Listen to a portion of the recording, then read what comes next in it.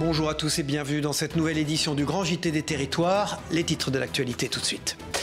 Les agriculteurs affirment leur opposition au traité de libre-échange entre l'Union européenne et le Mercosur. Vous le savez, des manifestations ont éclaté partout en France. Nous y reviendrons avec notre partenaire Via Occitanie. Nous nous rendrons ensuite dans les Vosges où les Restos du Cœur ont lancé leur 40e campagne d'hiver. Notre partenaire Vosges TV était sur place pour rencontrer certains bénéficiaires. Puis direction la Bretagne dans ce journal où depuis la rentrée, les enfants suivent leurs cours dans une yourte pour répondre à la hausse des effectifs dans les classes. Une manière innovante d'apprendre présentée par notre partenaire TBO, la chaîne du groupe Telegram. Enfin, nous nous rendrons au cœur d'une entreprise qui fait revivre l'iconique mascotte des JO, la Frige, cette fois revêtue de son habit des fêtes pour Noël. C'est notre partenaire TVR qui est sur place. Partout en France, les agriculteurs affirment leur opposition au traité de libre-échange entre l'Union européenne et le Mercosur. Cet accord vise à supprimer presque tous les droits de douane, mais il suscite de vives inquiétudes. En Occitanie, les exploitants dénoncent une concurrence qu'ils jugent déloyale. Cette semaine, une délégation et des jeunes agriculteurs a été reçue en préfecture et espère ainsi ouvrir la voie à l'issue de la crise. Notre partenaire Via Occitanie s'est rendu sur place. 2 citernes de 60 000 litres de vin blanc d'origine espagnole vidées dans le bouchon créé par le blocage du péage du Boulou. Le symbole de la colère des agriculteurs car ce vin était destiné à un client français en Bourgogne. Il est exporté pour aller dans le 21 vers Dijon. C'est quand même grave ce qu'on voit. Ça veut dire qu'il y a encore des Français qui osent acheter du vin qui viennent d'autres pays. Alors qu'en France, il y a des agriculteurs et des viticulteurs qui sont en train de crever la dalle et qu'on leur demande d'arracher les vignes. C'est ça qui est fou. Une centaine d'agriculteurs de toute la région et même de Nouvelle-Aquitaine avaient envahi un peu plus tôt la barrière de péage frontalière sur l'A9 dans le sens Espagne-France. En ligne de mire, le Mercosur, ce traité de libre-échange avec les pays d'Amérique du Sud dont les agriculteurs ne veulent pas. Mais la crise est bien plus profonde. Nous, on ne veut pas vivre de primes, on veut vivre de nos prix. On veut avoir des prix pour nos produits, que l'on produit merveilleusement bien, quoi. Si on a une concurrence tellement déloyale avec les pays d'à côté, notamment l'Espagne, c'est qu'ici en France, on est perclus de normes qui font que même pour l'épicer le matin, il faut demander 3 autorisations, quoi. Donc du coup, la ministre de l'Agriculture, bon, une erreur de casting, une de plus, hein. Nous, on n'a rien à lui dire. Si quelques voitures ont réussi à passer, la circulation sur l'autoroute est à présent totalement interrompue en provenance d'Espagne. Les agriculteurs ont bien l'intention de rester sur place dans les prochains jours, en attendant des réponses concrètes du gouvernement. Vous venez de le voir, les agriculteurs unissent leur voix, qu'ils soient en Occitanie ou encore en Haute-Vienne. Là-bas, ils dénoncent aussi l'absence de mesures concrètes pour alléger leur quotidien. Entre réunions en préfecture et intensification des manifestations, les revendications se multiplient. Reportage de notre partenaire 7 à Limoges. Les panneaux des communes de la Haute-Vienne se retrouvent parmi les décorations de Noël dans le centre-ville de Limoges. Une trentaine d'agriculteurs du département se sont rassemblés dans le centre-ville pour protester contre la volonté d'un accord de libre-échange entre l'Union européenne et le Mercosur. On manifeste parce qu'il y a un traité qui risque d'être signé, c'est le Mercosur, et dans notre département et pour les agriculteurs qui font de l'élevage allaitant et d'autres aussi le maïs et plein de choses, on est contre ce traité. On va importer de la viande du Brésil qui ne respecte pas nos standards de qualité, qui va arriver découpée en morceaux et qui va concurrencer notre viande. Ils veulent faire rentrer de la viande qui n'est pas conforme à celle française, mais s'ils font rentrer de la viande à 2 € et quelque chose du Mercosur, la nôtre sera moins valorisée que celle qui va rentrer, quoi, parce qu'ils vont peut-être acheter moins cher, mais manger moins bien. Au niveau local et rural, les élus se mobilisent aussi contre le projet d'accord. L'agriculture, pour nous, c'est vraiment une force économique essentielle dans nos territoires ruraux. Nous sommes là pour les soutenir et nous sommes contre ces accords Mercosur là, qui vont tout à fait à l'encontre de l'intérêt de notre population au niveau sanitaire, au niveau environnemental. Et puis aussi pour la survie du monde agricole. La situation est calme à Limoges, mais il y a comme une promesse d'escalade. Pour le moment, c'est gentil, on va dire. On n'a pas bloqué tout ça, mais peut-être que par la suite, on fera des blocages. Situation également tendue en Martinique, où Rodrigue Petitot, le président du Rassemblement pour la protection des peuples et des ressources afro-caribéens, a été placé sous contrôle judiciaire. Son procès en comparution immédiate est reporté au 21 janvier prochain. Retour sur les enjeux de ce procès avec notre partenaire sur place via ATV Martinique. Ils sont plusieurs centaines à soutenir Rodrigue Petitot au terme de sa comparution immédiate pour violation de domicile du préfet, menaces, actes d'intimidation, violence sur personne dépositaire de l'autorité publique, mais aussi pour rébellion et incitation à la rébellion. Le R ressort libre, mais toujours sous contrôle judiciaire. On a quand même une première victoire puisque je ne pars pas en détention. En quelque part, le juge entend bien qu'il n'y a pas matière à me mettre derrière les barreaux. Surtout que depuis le début de A à Z, j'ai toujours dit que je n'ai pas commis d'infraction. Donc je n'ai pas violé de domicile, je n'ai pas été violent. Nous avons des vidéos qui étayent tout ça. Ce qu'il faut qu'on garde en tête, c'est qu'on a un ministre qui est quand même venu, qui est repenti et qui n'a pas écouté la souffrance du peuple. Après plus de 5 heures d'audience, le tribunal rejette la requête de détention provisoire du ministère public pour répondre favorablement à la demande de renvoi des maîtres Germany, Bellemare et Arneton. Le 21 janvier 2025, nous viendrons pour plaider. Entre-temps, il y a des actes qui ont été demandés par la défense et une grande partie d'entre eux a été acceptée par le président par le tribunal. Il y a des personnes qui étaient là le soir des faits, qui n'ont jamais été entendues par les enquêteurs et il nous apparaît totalement logique que ces personnes soient entendues pour qu'on puisse confronter les versions de ces personnes présentes et non pas se contenter seulement des versions des personnes qui se plaignent. Le contrôle judiciaire du président du RPRAC s'accompagne de restrictions. L'interdiction de sortir de chez lui de 21h à 6h du matin, interdiction d'être en contact avec le préfet, d'aller à la résidence préfectorale ou à la préfecture. Il a aussi l'obligation de se présenter au commissariat une fois par semaine. Si Rodrigue Petitot prône le calme, il appelle aussi au boycott des grandes surfaces pour poursuivre la lutte contre la vie chère. Et en ce moment, l'équilibre des budgets départementaux est au cœur des préoccupations en France. L'annonce de coupes budgétaires de 5 milliards d'euros pour les collectivités intensifie les tensions croissantes entre les départements et l'État. En Haute-Savoie, vous allez le voir, le conseil départemental s'est réuni en séance publique à Annecy et les élus y ont évoqué ces mesures qu'ils jugent absolument insoutenables. Notre partenaire 8 Mont-Blanc a suivi cette réunion.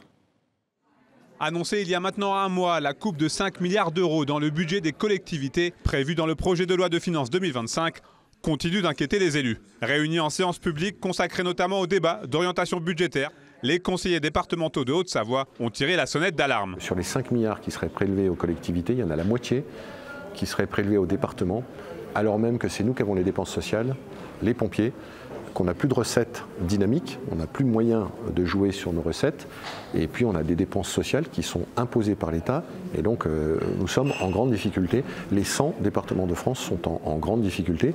Il vaut mieux être en Haute-Savoie que nulle part ailleurs, mais il faut quand même qu'on soit prudent en attendant le vote du budget. Le PLF 2025 aura forcément un impact sur l'élaboration et la mise en place du budget pour l'année prochaine en Haute-Savoie. Si on avait toujours 400 millions d'euros de recettes des droits de mutation, je dirais rien. J'aurais honte de dire quelque chose. Mais on est tombé à 250 millions. Et puis sur les 2 dernières années, on nous a fait dépenser de manière obligatoire et contrainte, c'est pas nous qui avons décidé, 80 millions d'euros de dépenses sociales en plus. Donc on a envie de dire au gouvernement, ne nous demandez pas encore un effort supplémentaire tant qu'on n'a pas retrouvé les recettes. Quoi qu'il en soit et malgré quelques tensions apparues en Corse, les élus départementaux haut-savoyards ont confirmé que la collectivité continuerait d'investir dans les secteurs prioritaires que sont les collèges, les routes et le social. Et alors que les départements s'inquiètent des coupes budgétaires imposées par l'État, certaines écoles, elles, innovent pour répondre à la hausse des effectifs.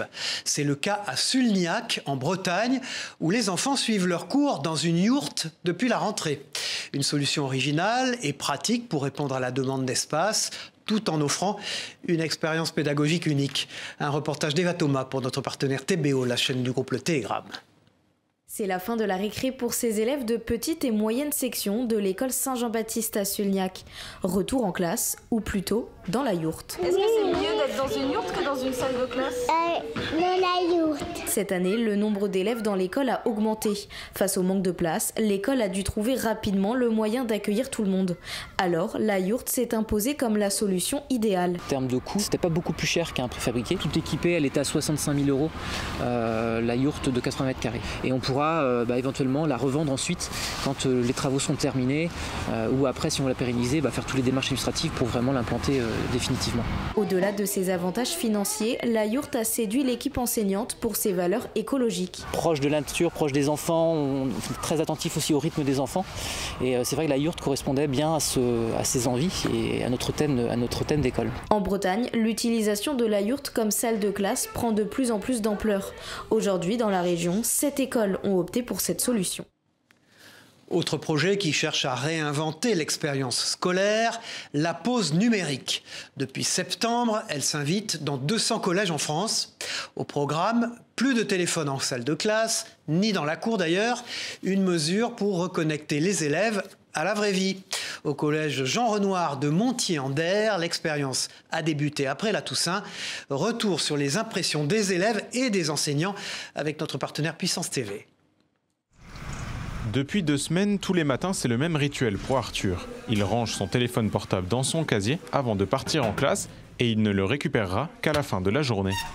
Je trouve que c'est bien parce qu'on pense moins à notre téléphone et du coup c'est mieux, on réfléchit plus en cours. C'est une bonne idée parce que les élèves ils sortent le téléphone pendant les cours et ils filment et après ils postent sur TikTok et tout donc c'est pas plus mal. Déjà interdit auparavant en classe, le téléphone n'est maintenant même plus une tentation pour regarder l'heure ou envoyer des messages. Pour les enseignants aussi, les bénéfices sont là. Enlever le portable nous enlève une source de distraction à gérer et on peut davantage solliciter les élèves dans leur concentration. Ça nous fait une charge mentale en moins, notamment pendant les évaluations ou pendant nos activités. L'établissement Aumarnais a décidé de se porter volontaire pour expérimenter la pause numérique, une action gouvernementale pour renforcer l'interdiction des téléphones portables dans les collèges. Ça se passe très bien, les élèves ont pris bien conscience de l'enjeu. On n'est pas du tout dans la sanction ni la punition, on est vraiment dans l'accompagnement, on est dans la bienveillance. L'enjeu est avant tout éducatif en y associant les parents et notamment contribuera à la prévention du harcèlement scolaire. À l'origine, cette pause numérique était censée se généraliser dans tous les collèges français en janvier 2025, mais avec les nombreux changements ministériels, cette date sera sûrement repoussée. Pour l'instant, seulement 3 établissements en Haute-Marne l'ont mise en place. Cette semaine, la 40e campagne d'hiver des Restos du Cœur a débuté. Dans les Vosges, plus de 8000 personnes se rendent chaque semaine dans l'un des 24 centres mis en place pour obtenir des denrées alimentaires. Cette année, un focus particulier est mis sur les enfants de moins de 36 mois et les familles monoparentales afin de répondre aux besoins croissants dans la région. Notre partenaire Vosges TV a interrogé plusieurs demandeurs d'aide. Écoutez-les. J'ai eu un souci de voiture et puis pas la possibilité d'en racheter. Donc dès qu'on peut plus se déplacer, on peut plus aller travailler. On gagne plus rien, c'est compliqué. On arrive à avoir au moins chaque semaine quelque chose pour subvenir aux besoins de la petite famille. Donc pour moi, ça nous aide énormément. Comme vous venez de le voir, chaque geste compte et la solidarité s'organise sur tous les fronts. À l'approche des fêtes, la Banque alimentaire prépare sa grande collecte nationale. Dans l'Aube, de nombreux bénévoles sont mobilisés pour remplir les étagères des banques locales. Un reportage signé Christian Vieira pour notre partenaire Canal 32.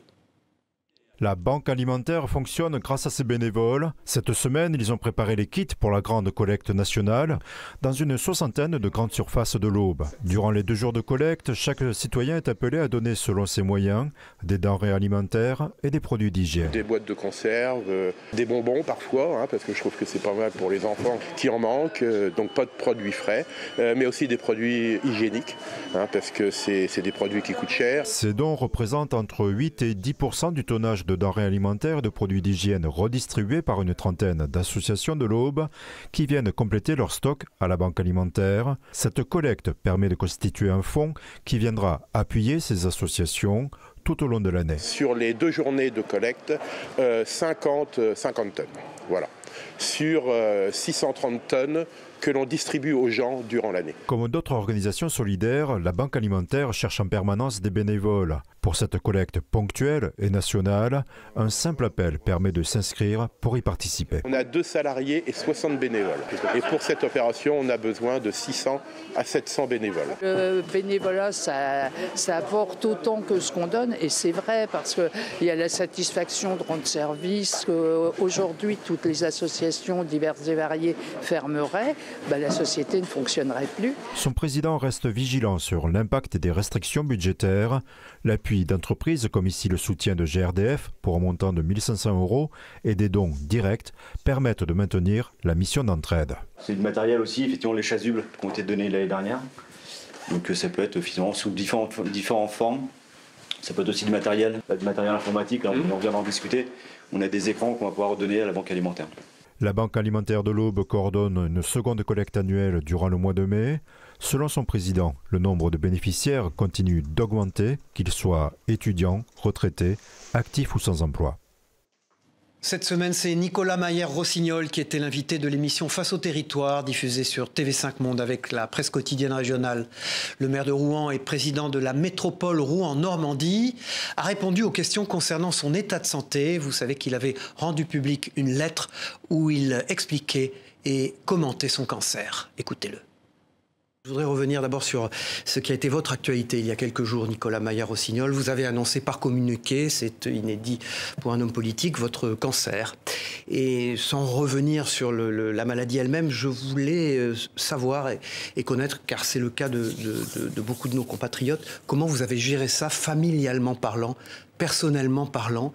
Comment ça se passe quand on annonce ça à sa famille? À l'époque, donc c'était en 2022, il a fallu l'expliquer à mes enfants dans des mots simples, puisqu'ils étaient relativement jeunes à l'époque. Et puis ensuite, et ça je voudrais insister là-dessus, plus récemment avec ma compagne, en discutant aussi avec des amis, et c'est beaucoup dans le cercle très fermé avec ma compagne, on a réfléchi à comment on peut, plutôt que de dévoiler publiquement ma situation personnelle, voilà, c'est sans doute important pour moi, mais c'est peut-être pas le plus important, comment faire quelque chose de positif, d'utile à la société. Essayer de le transformer en quelque chose de politiquement utile, politique au bon sens du terme. D'ailleurs, est-ce que le monde politique, qui vous a sans doute parlé après ce communiqué, a été à l'aune de ce que vous espériez ? En termes d'empathie et de... J'ai reçu beaucoup de messages de sympathie. Y compris des adversaires, des tirs. Oui, bien sûr, j'ai reçu des messages de beaucoup de gens et je les en remercie. Allez, peut-être que parfois il y a un peu d'hypocrisie si je suis un peu, parano, mais non, mais je veux pas être malveillant ou mal m'exprimer. J'ai reçu plein de messages de sympathie, c'est sympa, voilà, tout simplement. Et ils ont fait rêver le monde entier cet été. Les Jeux Olympiques et Paralympiques de Paris sont terminés. Mais la mascotte, l'iconique Frige, continue de faire parler d'elle.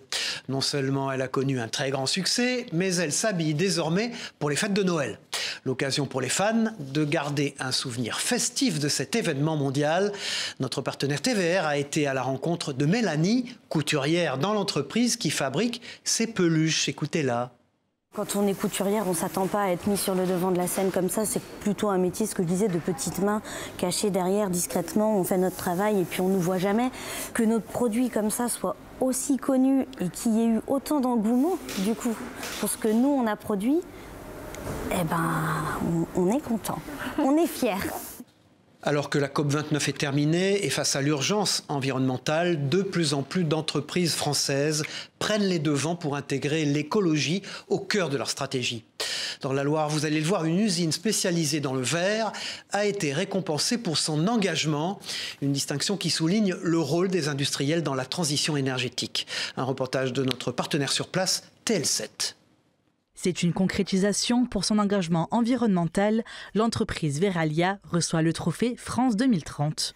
Premier fabricant de bouteilles et bocaux en verre en Europe, cette usine fabrique 400 millions de bouteilles par an en utilisant principalement du verre recyclé. Et pour continuer son combat dans la décarbonation, ce verrier passe au four hybride en 2026. Ce qui est essentiel, c'est qu'on puisse s'inscrire dans l'avenir en réduisant notre empreinte de CO2. Et donc pour les équipes ici, ce que ça veut dire se projeter dans l'avenir, donc avoir de l'avenir, avoir une perspective, et une perspective écologique, pour avoir un impact sur l'environnement. Donc c'est donc allier un avenir économique et un avenir écologique. Et c'est la pérennité pour le site, puisque c'est un four qui va tourner pendant 10 à 15 ans. Pour ce changement, le label France 2030 a participé à hauteur de 14 millions d'euros. Avec ce nouveau four, l'usine va économiser 60% d'émissions de CO2, une initiative qu'a voulu souligner le secrétaire général pour l'investissement. Ce trophée, derrière lui, il y a un contrat entre l'entreprise et l'État. Ce contrat prévoit cette innovation qui est ce four électrique, et on suivra effectivement que ce four se mette en place, et on les aidera éventuellement s'il y a des difficultés, mais je ne doute pas qu'il n'y en ait pas, parce que vu la qualité des gens qui travaillent ici, ça va très bien se passer. Dans la Loire, c'est 58 entreprises qui ont déjà reçu ce trophée. D'autres pourraient aussi en recevoir dans les prochaines semaines. Toujours sur le terrain de l'écologie, pour réduire leur consommation d'énergie, plusieurs communes optent désormais pour l'extinction nocturne de l'éclairage public. Une solution qui s'avère dangereuse pour la sécurité des conducteurs. Mais à Pessac, en Gironde, une entreprise a imaginé une peinture phosphorescente pour éclairer les espaces publics sans consommer de courant. Une idée lumineuse qui pourrait inspirer d'autres collectivités. Reportage signé TV7, la chaîne du groupe Sud-Ouest. En l'absence d'éclairage, cette signalétique luminescente guide piétons et cyclistes, malgré la nuit noire. Une solution moins énergivore que l'éclairage public, fabriquée à Pessac et exportée partout dans le monde. On a une matière qui va être luminescente. L'étape suivante, ça a été d'extraire ces pigments. Et une fois qu'on a le pigment sous sa forme solide, eh bien on en fait une peinture. La peinture, obtenue grâce à un procédé chimique complexe, s'illumine dès la nuit tombée et sécurise les usagers de la route sur plusieurs dizaines de mètres et pendant 10 heures. De quoi peut-être pallier la suppression de l'éclairage public et aussi réduire l'impact environnemental des communes. La peinture luminescente, en fait, elle capte la journée, elle émet la nuit. C'est quelque chose qui ne consomme pas d'électricité, qui n'émet pas de CO2. Donc on est vraiment dans le remplacement de la technologie du tout électrique. Une peinture également économique, puisqu'elle est moins coûteuse qu'une installation classique. Il faut compter entre 200 000 et 400 000 euros pour la réalisation d'1 kilomètre d'éclairage public. Lorsqu'on déploie une technologie comme luminochrome, de marquage luminescent, ça va être un coût à peu près pour la collectivité de 10 000 euros au kilomètre. D'autres solutions existent, à l'image de la technologie Flowell, imaginée par l'entreprise Cola, qui prend la forme de LED intégré au sol. L'efficacité d'un dispositif comme luminochrome reste encore à prouver, notamment en fonction du vieillissement et de l'encrassement de la peinture. Si vous cherchez une destination pour les fêtes, vous pourriez vous rendre à Malaga, en Espagne, où une exposition unique sur les rois mages vient d'ouvrir ses portes. Avec 4000 objets d'art et pièces historiques, ce projet, réalisé par Joël Soler, invite à découvrir l'univers et le message des rois mages à travers les âges. Une très belle initiative qui prône l'universalité des cultures, des civilisations et des religions. Un véritable voyage à travers l'histoire à ne pas manquer. Regardez ce reportage de notre reporter Christophe Rigaud qui était sur place. Un voyage au pays des rois mages, c'est ce que propose cette exposition itinérante qui s'est ouverte à Malaga en Espagne. L'exposition présente l'histoire et l'héritage des rois mages ainsi que leur influence sur le dialogue entre les cultures et les religions. Une collection unique au monde de 4000 œuvres rassemblées par le réalisateur Joël Soler, un passionné qui prône l'universalité et la tolérance. Le vrai trésor, en fait, c'est ce message des rois mages, des sages de différentes religions qui ont traversé le monde pour voir un enfant, un nouveau messie, sans richesse, sans trône. Et l'idée, en fait, de cette exposition, c'est de montrer aussi, à travers des œuvres d'art, ce message de coexistence. L'exposition est présentée comme un film, avec un mélange d'œuvres d'art, d'images tournées aux quatre coins du monde et de réalité virtuelle. Une exposition qui se veut un pont entre les communautés. C'est vrai qu'il y a beaucoup de connexions à autres civilisations, autres cultures aussi. Tout le monde se retrouve, on est vraiment les trois religions, toutes les religions qui se trouvent ensemble. Et c'est un impact sur la situation, que le vivre ensemble est si important. À l'occasion de cette exposition, l'acteur Antonio Banderas a été honoré pour son soutien aux initiatives culturelles favorisant les liens entre les communautés. Un message universel qui devrait accompagner cette exposition itinérante sur tous les continents. Et puis cette semaine, vous pourrez retrouver en kiosque 2 éditions spéciales du Point, consacrées l'une à Bordeaux et l'autre à Marseille. Vous pourrez y retrouver un focus sur l'attractivité du port de la Lune dans la ville de Bordeaux. Un peu plus au sud-est, à Marseille, il sera plutôt question d'évoquer le nouveau statut de capitale de la mode que s'est octroyé la cité phocéenne. Voilà, ces éditions du Point local sont à retrouver dans vos kiosques dès ce week-end. Cette semaine, les ministres français et ivoiriens ont célébré le lancement du processus de restitution d'un tambour pour symboliser la coopération culturelle entre les deux pays. Cette restitution fait suite à la demande du président ivoirien et aux engagements pris par la France lors du sommet Afrique-France de 2021.